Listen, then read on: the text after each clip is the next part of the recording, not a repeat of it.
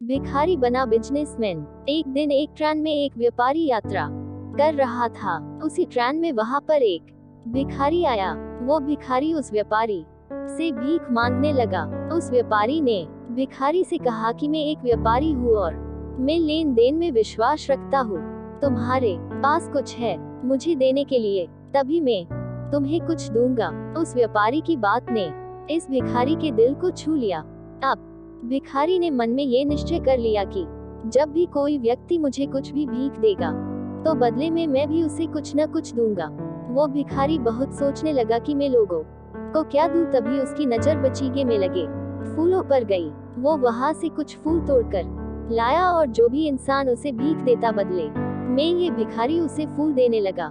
कुछ दिनों के बाद इस भिखारी को फिर से वही व्यापारी ट्रेन में मिला। भिखारी ने उस व्यापारी से कहा कि आपने मुझे पिछली बार कहा था कि अगर तुम मुझे कुछ दोगे तभी बदले में मैं तुम्हें कुछ दूंगा, तो आज आपको देने के लिए मेरे पास ये सुंदर फूल है।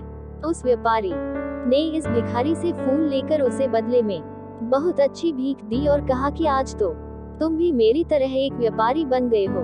उस व्यापारी की बात सुनकर वो भिखारी मन ही मन बहुत खुश हो गया था और वो सोचने लगा कि अब तो मैं भी एक व्यापारी ही हूँ, क्योंकि व्यापार में यही तो होता है कि हम किसी को कुछ देते हैं और बदले में हमें कोई कुछ देता है। कुछ दिनों के बाद ये भिखारी और वो व्यापारी एक ही ट्रेन से जा रहे थे, लेकिन अब ये भिखारी पहले जैसा नहीं था।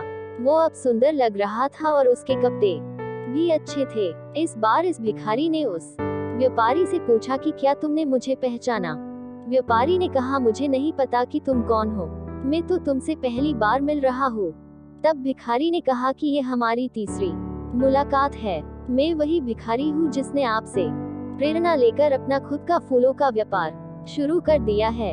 आज मैं आपकी प्रेरणा की वजह से एक बहुत बड़ा व्यापारी बन गया हूँ और अपने फूलों के व्यापार के काम से ही दूसरे शहरों में जा रहा हूँ। इस कहानी से हमें ये शिक्षा मिलती है कि जो हम अपने आप को मानते हैं वही हम बन जाते हैं। अगर हम अपनी सारी जिंदगी अपने आप को दुखी मानते हैं तो डैक कभी भी हमारा पीछा छोड़ता ही नहीं है।